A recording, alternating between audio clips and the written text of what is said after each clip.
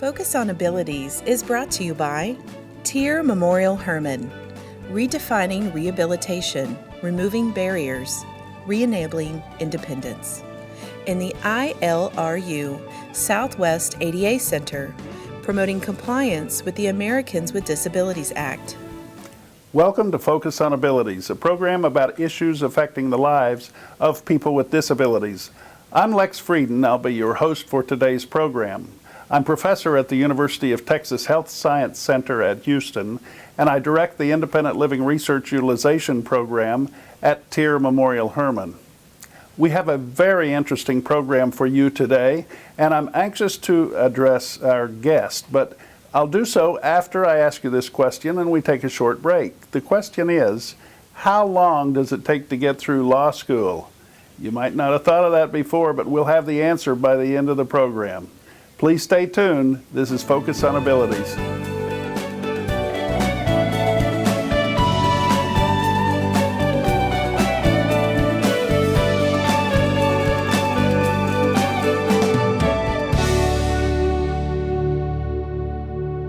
This is Focus on Abilities. I'm your host, Lex Frieden. We're glad you're watching today.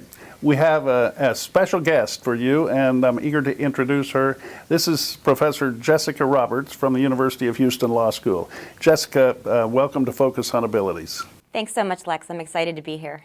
Now, Jessica, I introduced you as a law professor, but you're a student of the law, and not only are you an instructor, but you're a scholar.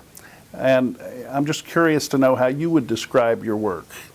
Well, my primary area of interest is the anti-discrimination protection of health-related information. So this leads me to research in a number of different areas, including genetic information discrimination, health status discrimination, and of course discrimination on the basis of disability, which is actually my first love. So would you describe yourself first as a legal researcher or an academic or an instructor, or what's your primary list? Put those in order of the way that you see yourself. Well, first and foremost, I see myself as an instructor and a mentor to students. I really love the teaching aspect of the job, and it means a lot to me to be able to go into the classroom and then see when I've changed people's points of view on the world. So that's the most rewarding part of my job. However, I do love my scholarly interests as well. I love doing research and writing. I actually love writing law review articles, which might be hard for some people to believe because they can be pretty long and cumbersome, but I really enjoy just thinking about the law, and in particular how we can improve the law. So things that we can do to help the law better serve people. Jessica, your job at the University of Houston Law School also includes a role with the Health Law Policy Institute there. You're the current director of that program, and the program has an outstanding history. I think it was founded more than a decade ago by one of the real leaders in the disability law area. Right. So, the Health Law and Policy Institute has a longstanding history at the University of Houston.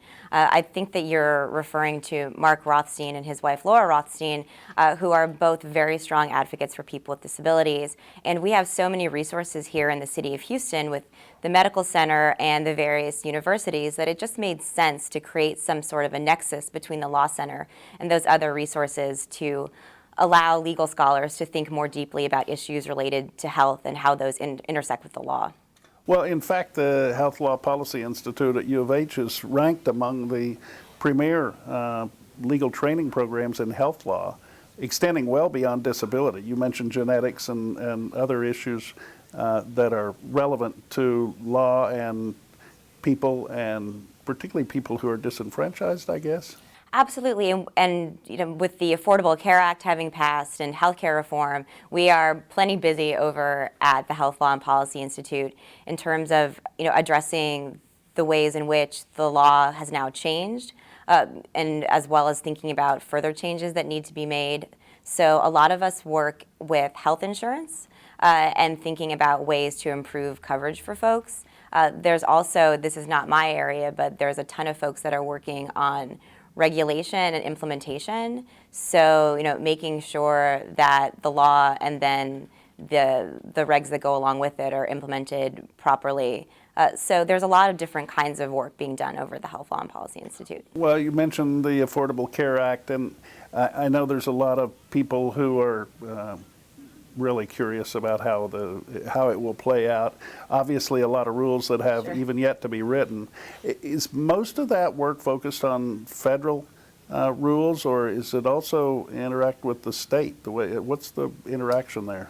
Well, that's a complicated question, given that there's so much in the Affordable Care Act, but a lot of it is federal, right, coming from the Department of Health and Human Services, and NIH, but there's a fair amount of intersection there with state law, particularly in the area of benefits, right? Medicaid is a great example. So one of the things the Affordable Care Act did was attempted to expand Medicaid, but then after a Supreme Court decision, this is something that's being done on a state-by-state basis. And for example, in Texas, we're not opting to abide by the federal Medicaid expansion, but we do have our own kinds of state benefits provision. So that's a great example of places where federal law intersects with state law, because many things remain within the province of the states themselves. So we do a little of both. And we actually have a program that works with the legislature, and we often will place interns there to help do research in Austin. So we're very active both on the state and federal levels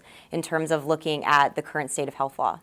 Well, that's one of the cool things. I've been, as you know, on the advisory board for the Health Law Policy Institute since its founding. And one of the neat things about it, in my experience, is that it gives students the opportunity to not only learn about the law, but also get engaged in a very constructive manner. And you do have these internships with the state legislature. Some of your students are working in Austin. Some of them are working here in Houston on jobs that the legislature gives you to do. And that must be a great challenge for you as faculty, kind of organizing that, but a wonderful opportunity for the students.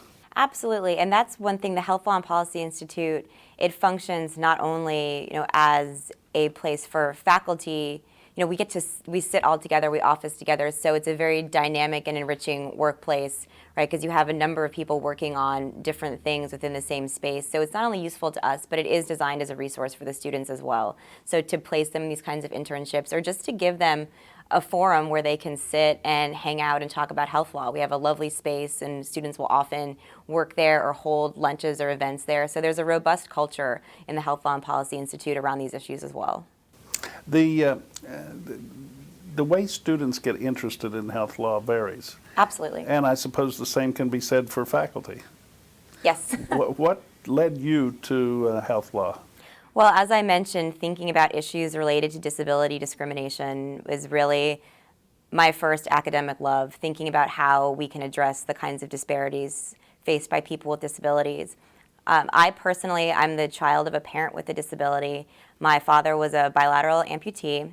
He passed away recently. But, I grew up as a child encountering issues related to disability and access my entire life. And I had a very formative moment in college. My sophomore year of college, I found myself in Professor Harlan Hahn's Stigma and Society class. And Professor Hahn was one of the foremost thinkers about disability theory. And for the first time in that class, I realized that my family had actually been excluded in the same way that other groups had faced discrimination, like on the basis of race or sex. And so when that light bulb went off, and I realized that my family and I were part of this social minority group that had rights and entitlements, it was off to the races for me. That was the moment where I decided I was very interested in particularly what the law could do. And interestingly enough, I did a project as a college student where it was right around 9/11, and my father had been working in a high-rise, and so my thought was, okay, well, what do we do in terms of emergency evacuation for people with disabilities? And where we are now is actually much better than where we were then in 2001. But I started researching this, and I said, well, surely if the ADA grants access, it must do something about egress. And I looked there, and it wasn't there, anything about egress. And then I was at the University of Southern California, so I looked at California law. There wasn't anything there about egress. I looked to Los Angeles Municipal Code. Finally, where I ended up was fire department regulations. And basically the fire departments allocated responsibility for egress to individual buildings, and more often than not, people with disabilities, in the case of an emergency, were told to stand in what they call an area of refuge and wait for emergency personnel to show up while their able-bodied counterparts evacuated. And to me, this seemed like the biggest injustice, right? And so I wrote a paper about it in law school, and like I said, I knew that, and this was something that inspired me to go and pursue this as a career. So, I mean, you just got from a personal interest standpoint in this class with Professor Hahn, who is one of the premier historical figures in disability law, and he sort of turned the light bulb on. Even though you had a predisposition to this interest area, one particular faculty member turned you on and made you really, really serious about it. Absolutely.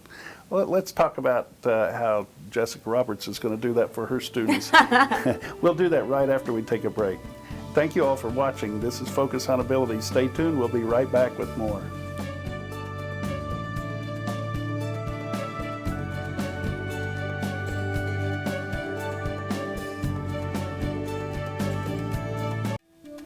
You're watching Focus on Abilities on HTV. We appreciate you being here, and we're here today with Professor Jessica Roberts from the University of Houston Law School.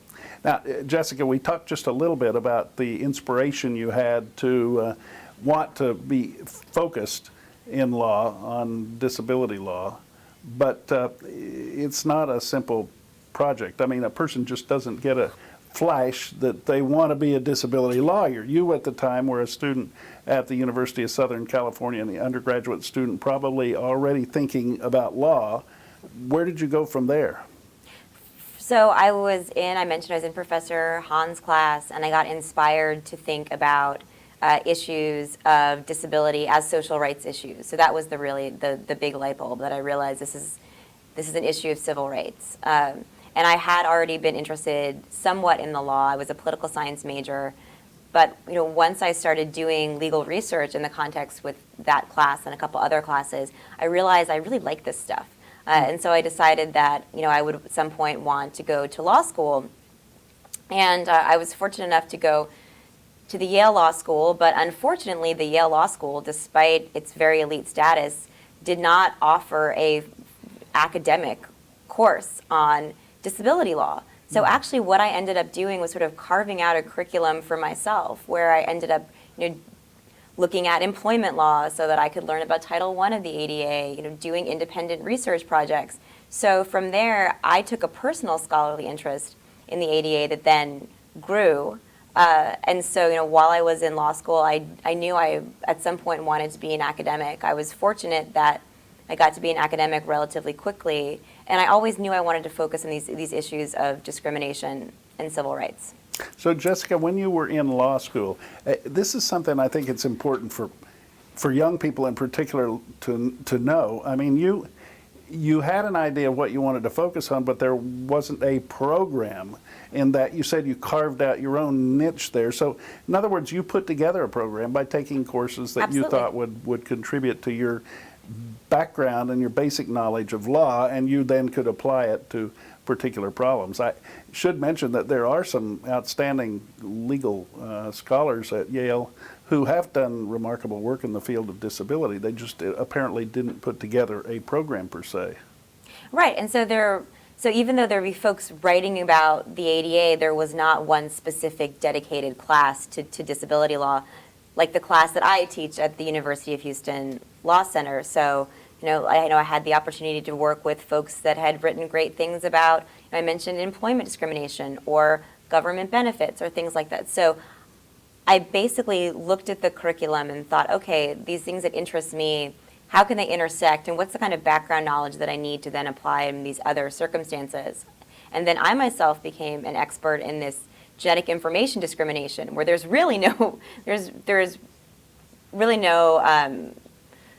no class. Well, I teach a genetics and law class, but that's such a new area that there's only a handful of experts. Again, Mark Rothstein, who was a founder of the Health Law and Policy Institute, he's a pivotal member of the genetics and the law community. But if something interests you, my advice to future lawyers is, if you like it, if it's interesting to you, go for it, and you can build your own curriculum and you can get those skills, and sort of once you know what speaks to your soul, keep pursuing it, and then the pieces will fall into place and you'll be able to do what you want to do. Well, and you could say that for just about anything. I think really. so. Jessica, you mentioned genetic discrimination. Yes. And this is an area that's, I think I understand it. I think Sure. I can explain it. It's pretty clear that we are learning more and more about genetics and about how the person, the individual, the human being, and other species too, are put together, and what's underlying the surface of our skin, our organs, and all our cells. There's a genetic code. And the genetic code then will sort of describe how we will be at some point in the future, even before we're born. Which means that, for example, a health insurance provider might learn through treatment of a mother or a father, in this case, what this individual's genetic code is, and be able to predict from that, as we get more and more information, some kinds of future circumstances, right? Sure. And therefore, they might, even before a child is born, say we can't provide insurance for this and this and this, quote, pre-existing condition. Is that really the basis, Well, or is it more complex than that? Well, that's about right. It's complex because genetic information, with the exception of very few conditions, is really just predictive of risk.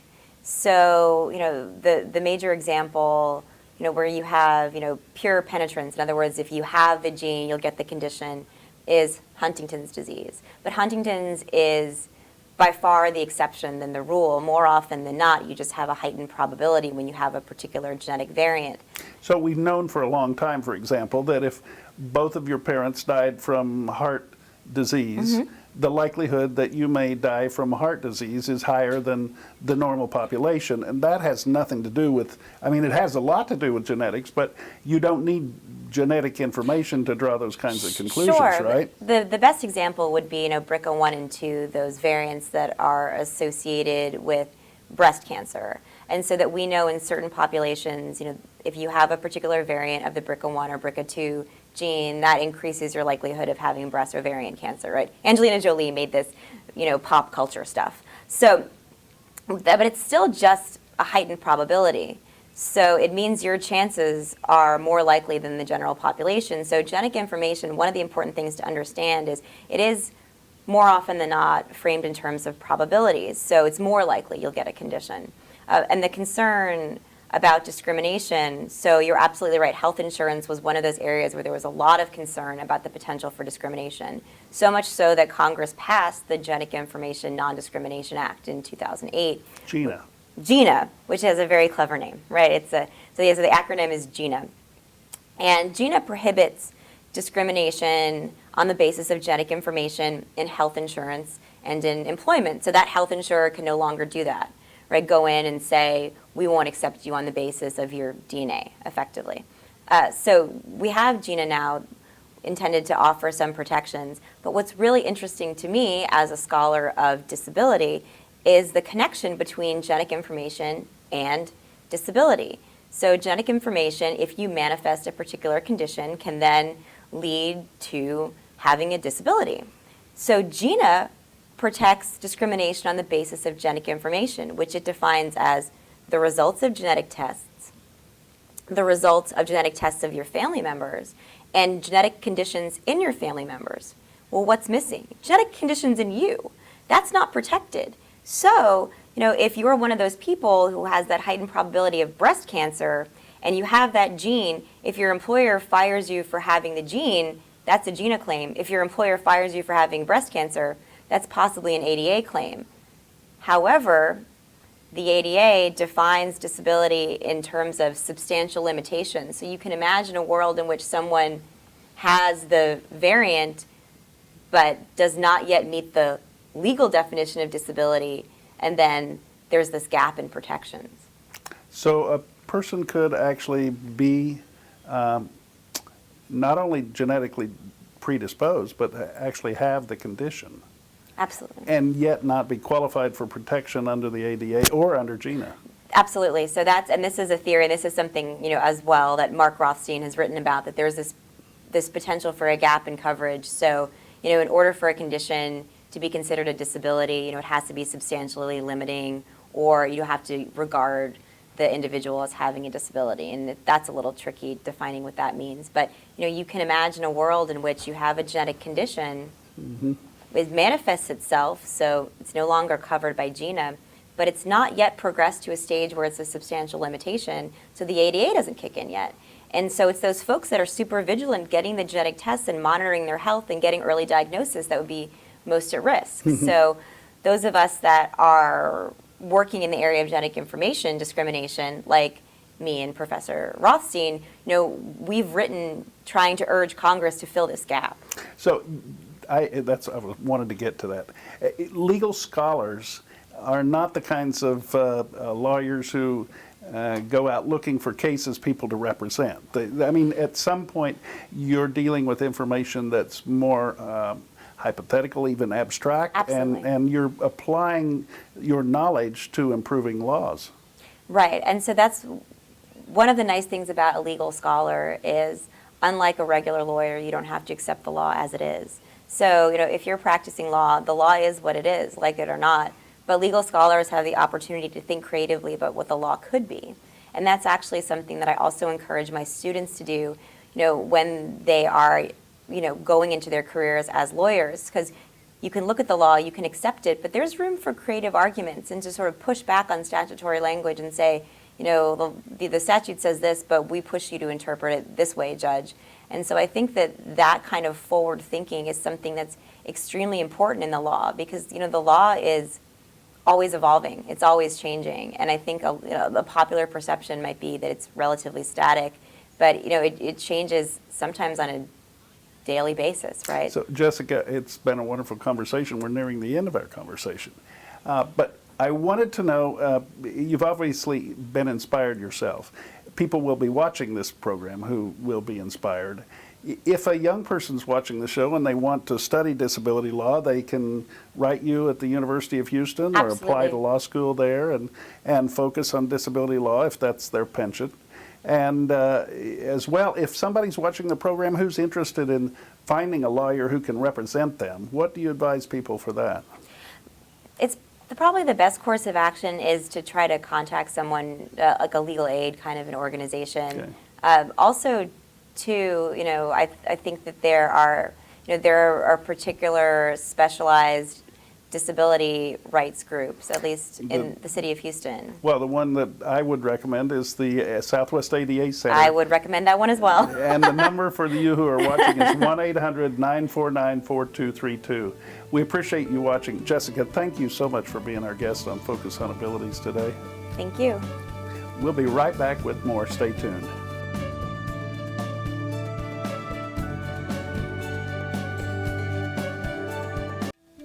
You've been watching Focus on Abilities on HTV.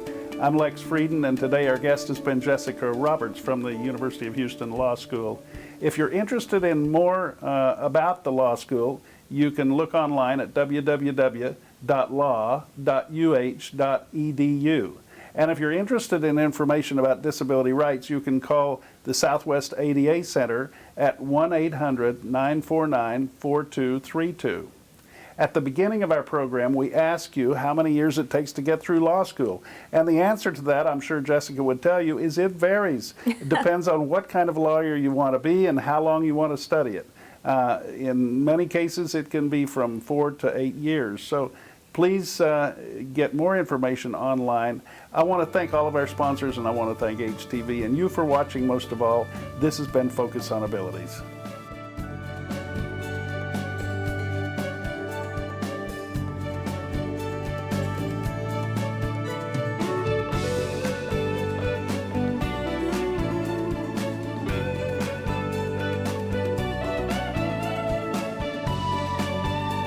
Focus on Abilities is brought to you by Tier Memorial Hermann, redefining rehabilitation, removing barriers, re-enabling independence.